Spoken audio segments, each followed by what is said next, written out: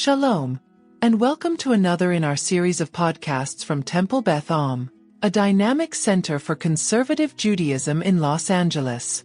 This is a recording of a Shabbat teaching with Rabbi-Cantor Chorny. Before I begin, I want to acknowledge a handful of things that are happening in this room, because Suda Shlishit and Mincha and Mariv can contain multitudes, so a few things. We have a few Kligfelds with us. This is the bubble of Shabbat within Shiva, and we're glad that you're here. And Learning Jen, we're glad that you're here as part. You are as much a member of Temple Beth as anyone in this room, and we're here to support you. We also acknowledge, I want to take a moment to say that I'm so glad that Rabbi Susan Leiter is here this weekend. I know how meaningful it was to the Garber family with Maxie's bat mitzvah this weekend that you're here. And by coincidence, lovely that we can be with you during Shloshim for your own mom. And an honor to teach in a room that I know you taught in many, many times. I don't think I've ever taught you in this room, nor did I get to have the pleasure of learning from you in this room. So here's to happier times and being able to learn Torah from you, and hopefully many good reunions this weekend that can hold you in a time when you need some comfort. So it's good to see you and good to have you with us. And then one more acknowledgement, which was, besides that, I wanted to dedicate my learning today, this learning, my teaching today, to Rabbi Eliezer Diamond, Zichrono Livracha, who passed this week. He was a very, very, very dear teacher. He was also a dear teacher of Rabbi Kligfeld's. I know he shaped his rabbinate. Rabbi Diamond not only shaped my rabbinate, he shaped my cantorate.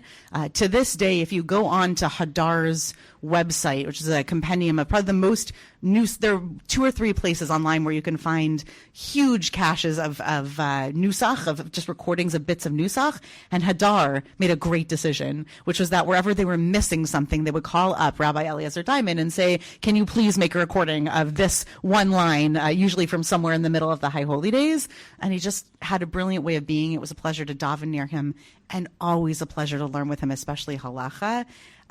He knew that his time was up. He wrote painfully and beautifully about his time nearing an end, and he let his students and his teachers acknowledge and honor that. And I teach in honor of not only Rabbi Diamond, but all the great teachers whom I got to benefit from all along the way. It's always the feeling that you what an honor to have teachers who you'll feel you'll never measure up to. Okay, with that, some learning. I didn't make a mistake on the source sheet, because you might have thought that, because if you look at the first 2 sources on the page, they're backwards, but they're backwards for a reason. The first source on the page is a line from this coming week's parsha, Mikketz. Vaidaber sar hamashkim et paro lemor et chata'ai ani maskir hayom. The sar hamashkim, who we know as the cupbearer, mostly thanks to Andrew Lloyd Webber. I think that's what he called him, right? The cupbearer? I'm not sure. The something cups. He speaks to Pharaoh and he says, I have to tell you of my offenses. Why does he have to tell us of his offenses? Why is he telling Pharaoh, and why are we watching this play out? What did he do? Otherwise, he wouldn't have figured out why he was in prison. He wouldn't have figured out, he would never have gotten out of prison had he not been remembered by the cupbearer. The reason why the next line is there is to remind us of the thing that the cupbearer forgot he was going to do. So with this week's parsha, yes, Henry had something to add. Well, what he forgot to do was to let Pharaoh know about how come that Joseph was the one who told this, so that he would know how he got out. So Henry says the thing that he forgot was he forgot to say the reason that I ever got out of prison, or rather somebody very important who helped my spirits at a time when I didn't know whether I would ever get out of your prison, was this guy Joseph. And what's the context for him remembering in this coming week's parsha? Why does it come to mind to the cupbearer that he's going to tell his Pharaoh about this dream interpreter? Pharaoh needs a dream interpreter. We need a dream interpreter. And, it's like you don't think about one time you saw a specialist about something that was aching you, and then you're like, that's the best doctor I've ever seen. And then you completely forget about them. And then someone mentions they're having a specific problem with like their kidney or their toe or something. And you're like, oh my God, I forgot 6 years ago I saw that like great kidney specialist. Let me give you their number, right? That's kind of the moment that takes place in this coming week's Parsha. The thing he forgot, going to the second source on the page, is that at the end of this week's Parsha, the very end of Vayesha from this morning, V'lo zachar sar hamashkim, he didn't remember et Yosef, he didn't remember Joseph, Vayishkachehu, and he forgot him, and he forgot. Two things are happening in the sentence. The first part of the sentence is that the sar hamashkim, he has forgotten Joseph. We're told again that he's forgotten something. The last part of the verse seems to be its sentence unto itself. Vayishkachehu. And he forgot him. It also might be, to take a second, what could that who also represent at the end of the verse? I'm being a little Socratic. It, right? He could have forgotten it. And what's the it that he forgot? He forgot about his years in prison. I mean, not something easily forgotten, but he forgot prison, and he forgot the matter. He forgot the matter of Joseph being somebody who had helped him in a moment of strife and in a moment of need for interpretation. So he's completely forgotten him. Okay, we're going to go to the Bechor Shor, who's a 12th century Tosafist. I put a little note about each of the commentators. He has something to say about this forgetting. Would somebody like to read either the Hebrew or the English for us, source number 3? There's a microphone. Michael, would you mind passing it over? I see a hand. I think that's Paige. In the English.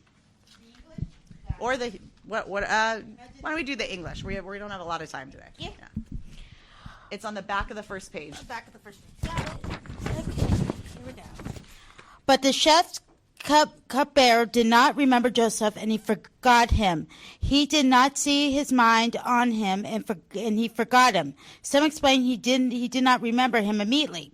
He forgot him later on. Others explain he did not remember him, not out of hatred or wickedness, but simply because he forgot. Bechor Shor refers to Rabbi Joseph ben Isaac Bechor Shor, 12th century French, Ashkenazic commentary to Sist. Okay, great. Thank you, Paige. So the chief cupbearer doesn't remember Joseph. He forgot him. Some people say, so the Bechor Shor is bringing us a few different opinions. Maybe he didn't remember him immediately, and then later he forgot him. I think he's trying to explain with that particular, some say, that there seem to be the verse itself is repetitious. He didn't remember Joseph, he forgot him. It's two different levels of forgetting. Maybe you can forget someone twice. He also adds, others explain that he didn't remember him not out of hatred or wickedness, but simply because he forgot. By the way, as a cupbearer, that might have gotten him in trouble. As a cupbearer, why would that have gotten him in trouble, Michael? If somebody orders a drink, you give them the wrong drink. It's not a very good. It's not a very good bartender. It's not a very good bartender if he doesn't remember orders. And that's what I want to dig deeper on is if you forget regularly, there are a lot of things you can forget, and it's not. There are a lot of things that you can forget regularly, and maybe you lose your cupbearer job, but maybe it doesn't impact someone else's life so much. I mean, unless like getting your drink order correct, getting it done correctly is important. There are a lot of things that you can forget and it won't impact on other people. But this impacts on somebody else. And my teacher, Dr. Erica Brown, taught about this, that it's important that we understand that the Bechor Shor wants us to know that it might have been the case that all along he had never intended to remember. I want to be really clear. The things that we remember, the big things that we remember, it's because we mark them in our head as, oh boy, that's so important. I don't intend to forget it. But the Bechor Shor says, no, what happened was that the cupbearer said, oh, thanks, man. That was a great dream interpretation. Sure, I'll remember you when I get to the outside. You'll be so important. I'll think about you when I get out there. But in the back of his mind, like, he's already thinking about his first meal when he's out there and seeing his family again and his job and everything. He has no intention all the way along of of going to fulfill this promise. So maybe it is that he forgot him, and maybe it's not out of hatred or wickedness, but Dr. Brown takes a little bit of time, not the point of the shiur today, takes a little time to unpack that it's not necessarily hatred, and it's not necessarily wickedness, but it can impact upon people if you just go ahead and say, sure, I'll remember that, and then you go on and forget. The Chorny is going to come along and add something else about another part of the verse on the first page. So he's commenting on that second verse, right at the words of the at the first verse at the et chata'ai. So go back to the first source on the page. Vaydaber sar mashkim et paro lemor et chata'ai ani maskir hayom. I'm going to tell you about my sins. The Chorny is going to pick up on that plural. And what does he say? Someone either in the Hebrew or the English, somebody else want to read for us? Et chata'ai, my sins, the plural mode, the cupbearer chose here was submit his sins against Pharaoh as well as his sin in not fulfilling his promise to Joseph through his forgetfulness. Okay, so he's a smart cookie. He says, he starts with Mashas arachti al paro. First, I got to confess some sins. Maybe you don't remember, but I'm feeling a little guilty. I'm being reminded in this moment of the things that sent me to prison in the first place. And also, I have another sin. And that other sin was sheshachachti et Yosef, that I forgot about Joseph. So he's very aware that he has forgotten the thing that he has promised to do for Joseph, and he's bringing it up now. I'm going to move us to a commentary by the Akedat Yitzchak. It's a very long commentary. I want to tell you what he's digging into and the point I want to make, and then I want to point out a few paragraphs of his commentary. The Akedat Yitzchak, which you can, if you look on, the pages aren't numbered, the sources are numbered. If you look at the page where source number 6 is, you can see just above that, he lives in 15th century Spain, and he winds up in Italy where he is a thinker in the pre-expulsion era. And he has a little something to say about the mechanisms that are in place, not only just out there in the world and in life, but taught to us by God through Jewish practices about remembering. I think that in this commentary, going into this as you listen, I think that the Akedat Yitzchak thinks that the cupbearer has no excuse. Now, what's really interesting about this is that is the cupbearer a Jew? Not to our knowledge. Right? But the Akedat Yitzchak is going to take this example, and he's going to read into it his thoughts about letting it go or not letting it go when somebody forgets to do something really important. So take a look on at the how is it numbered? The page where it says 6 at the bottom, the page before that, where we have Akedat Yitzchak at the top in the English. He says the following. A further confirmation of this issue appears when we pay attention to the divine Torah's practice whenever it commands acts of remembrance concerning matters of faith and learning. The Torah never gives a command to remember without also commanding some action through which that memory becomes fastened and bound to the person so that it will rise up before him attached to some concrete deed. Somebody unpack that for me in 2025 English. The Torah never gives a command to remember without also commanding some action. Anyone want to try? Someone we haven't heard from yet? Yes, AJ. I can think of two ways of unpacking that. One is that you have a memory device, as it were. Some action that is taken, like tying a string around your finger or wearing strings, something of that nature. Putting something up on a doorpost, that kind of thing. But it could also mean the consequence of what you're remembering. In other words, you're being enjoined to take an action, and as you remember it and fulfill that action, there's a consequence. That creates another memory. The way memory works is, unfortunately, we remember our memories, and we keep reminding ourselves of them in that way. And as it turns out, according to current science, every time we do that, we change it somehow. That's a really important point about memory and memories being built on other memories along the way. And to, first of all, your second point, which is not where the Akedat Yitzchak goes, I agree that part of the consequence, right, that part of the concrete deed that you have attached to something that we're supposed to remember is watching that thing come to fruition. So, for example, if the thing that we're commanded to do is to teach the next generation, to teach children, and we see that learning taking place in action, maybe it's something as, it's not pithy, but something as symbolically representative as a bar bat mitzvah on the bima, we actually are reminded, the importance of Jewish education. There's something about that. Actually seeing the consequence reminds us of that. I think what the Akedat Yitzchak is getting at is your first point for the most part. And he goes on for several paragraphs to say, when it comes to the act of creation, Shabbat is our reminder. When it comes to the act of Exodus, what's our reminder? What's the concrete action we're required to do? We're supposed to have seders and pay. Well, it sort of evolved. It started with sacrifices, and now we have seders to remember the sacrifices. Memory is built on memories. And he goes on and on and on, including to mention the tzitziot, those strings that are reminders to us. Flip to the next page. When we're just getting past his discussing that we also have the remembrance of Shabbat Zachor and Amalek. Yes, Michael. Oh, yes. No, go ahead with the Amalek.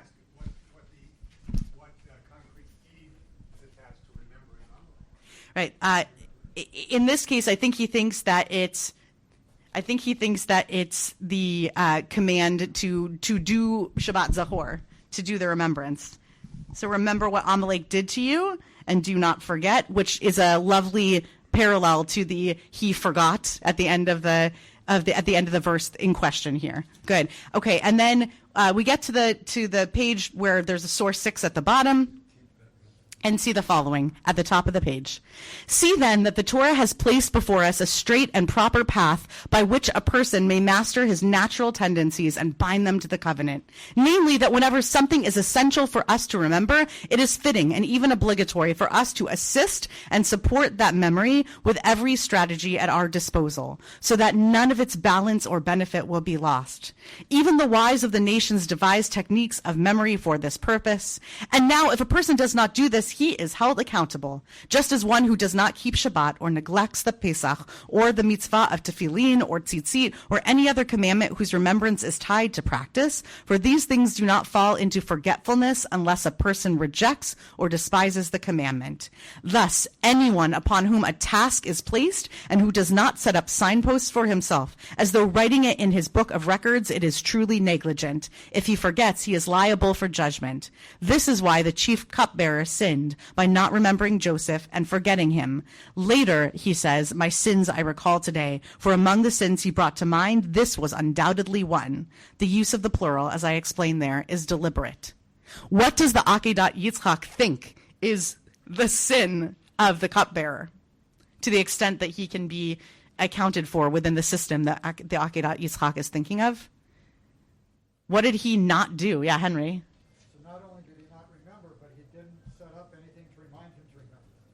Not only did he not remember, he didn't set up anything to remind him to remember, right? It's like not just getting mad at somebody for not turning in an assignment, but saying, listen, I'm not mad about you not turning in an assignment.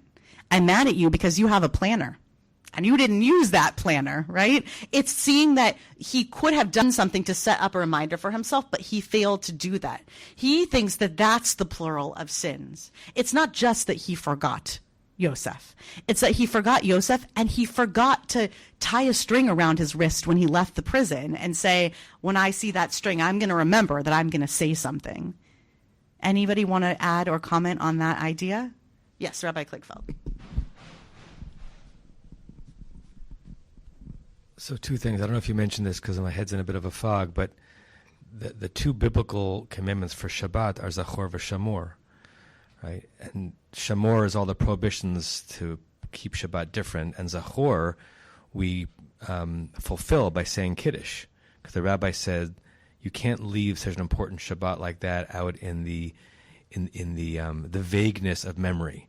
So the way you fulfill the obligation to remember Shabbat is to say Kiddush. And in reverse, you actually have a hard time being convinced. It's not impossible to be convinced, but it's a hard time being convinced if you're going to meet someone who says Shabbat is important to them on some level and they don't do Kiddush. it's not a sine qua non, but it's almost that way, that it's such an easy way to say I'm connected to Shabbat, to say Kiddush, as if the rabbis were prescient regarding the relationship between just vague memory and action. And I'm thinking about this in the situation I'm in right now.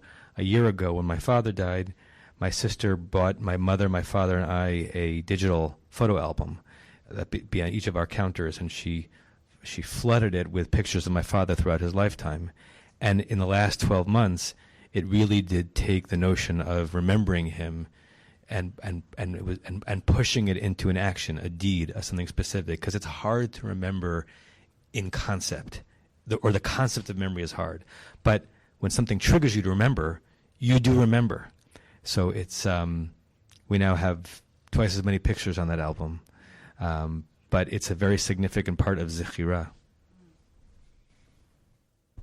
First of all, it's beautiful. Thanks for sharing the image of the digital photo album being filled. Secondly, the obligation now to do that deed painfully now falls to the next generation if you want to keep those digital albums going. Although I highly recommend tapping a Gen Alpha person to manage technology like that. So maybe there's oh, Gen Alpha. Okay, great. And secondly, that Zachor mention of doing Shabbat. Maybe you're speaking. You know me well professionally and know my obsession with ritual, and maybe you're pointing out why it is that I like this so much, which is that, like, if we were to say never forget, never again about the Holocaust, for example, that would be one thing. But our Jewish world is full of tekesim and memorials and plaques and sites and centers. And it's no less important. It's actually more and more important as time goes on, because that memory is more likely to slip without the physicality or the sort of objectivity, the objectness of having physical things as a reminder. I think you're absolutely right about that. The Akedah Yitzchak is more concerned in this particular example, I think, with that nebulous and easy to forget level of personal responsibility. At least with Shabbat, someone else might invite you to do Kiddush, right? But what gets so tricky in this particular case and in others is that we make promises that we're going to remember something. And who is it upon? Eventually you might wind up at shul and remember Shabbat because, all right, there's Kiddush and there's Shabbat and there's ways of doing things. But if it's on you and on you alone, then the creation of those signposts, those rituals, those objects, those things are on you and you alone. And there's probably another sermon in there about the importance of not being alone or lonely and trying to remember important things. Michael, in the microphone, please.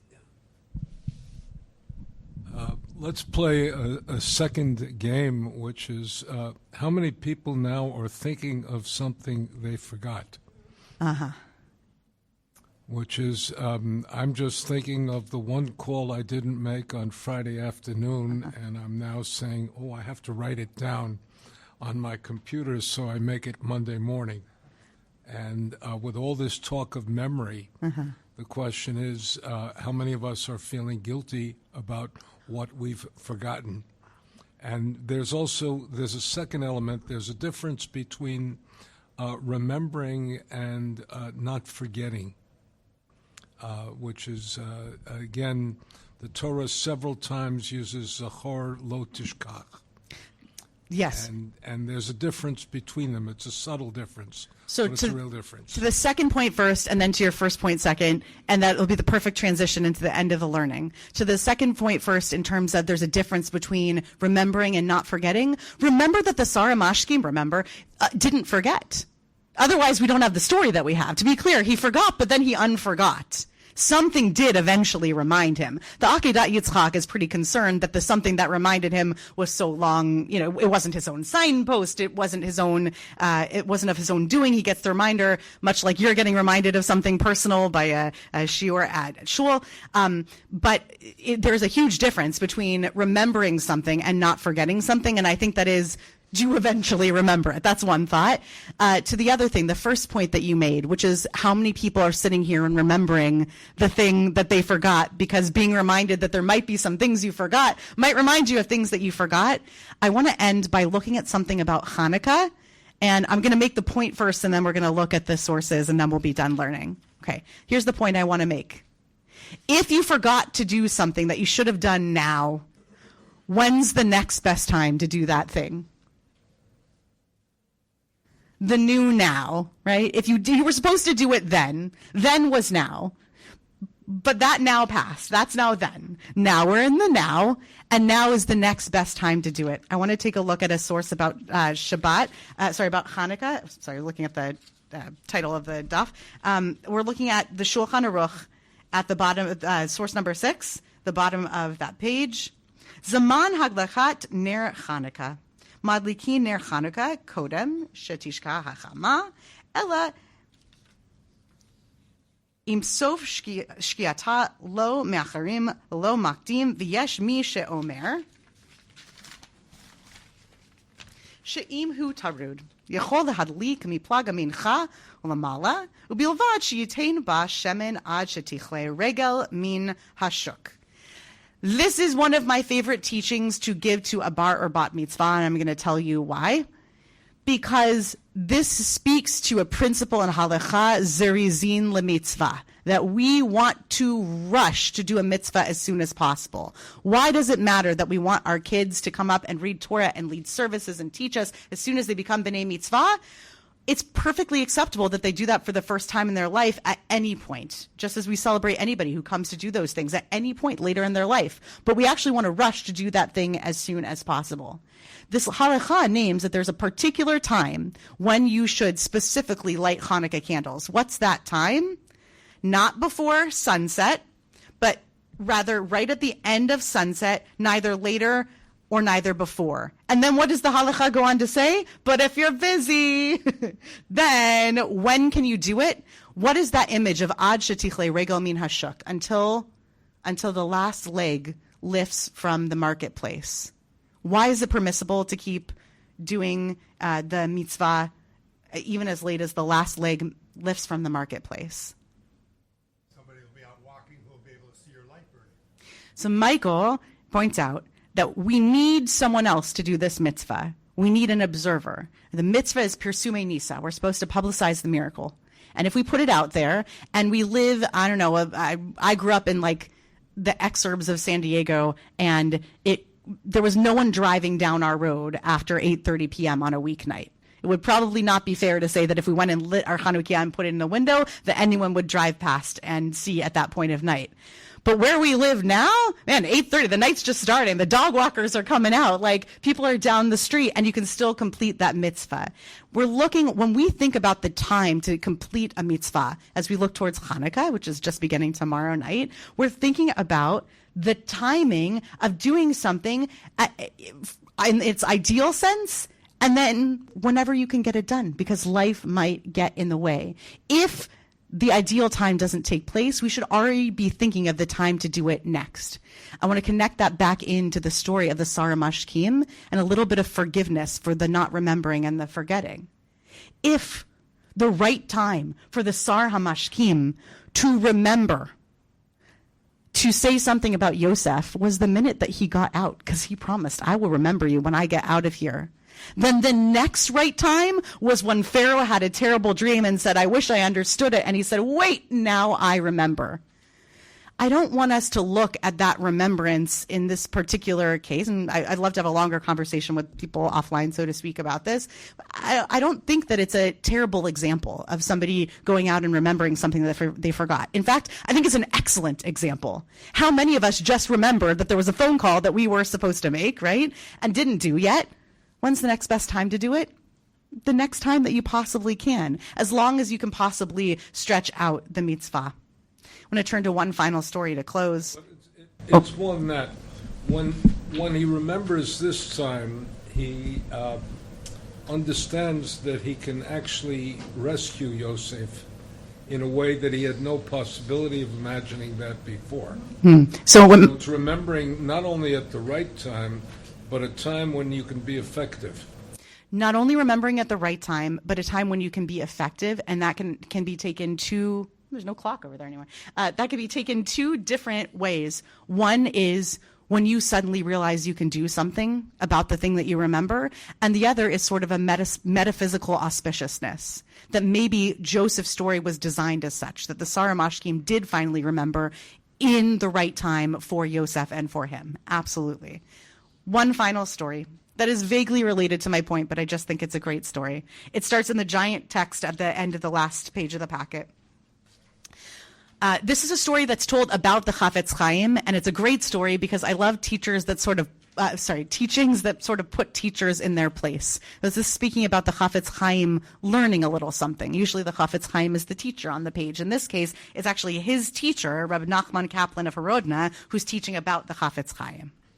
When the rabbi arrived at his house, he saw that the Rebbitzin was not at home. Therefore, he refrained from lighting, meaning lighting Hanukkah candles, and waited until she returned.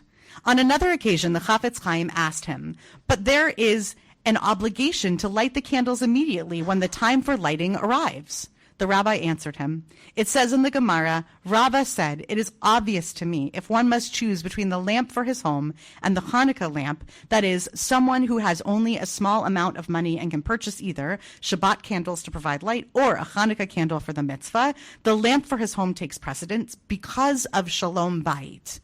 Now he's going to take this Shalom Bayit, this peace in the home, and he's going to expand the idea. From here we learn that due to concern for Shalom Bayit, it is preferable even to forego lighting the Hanukkah candle.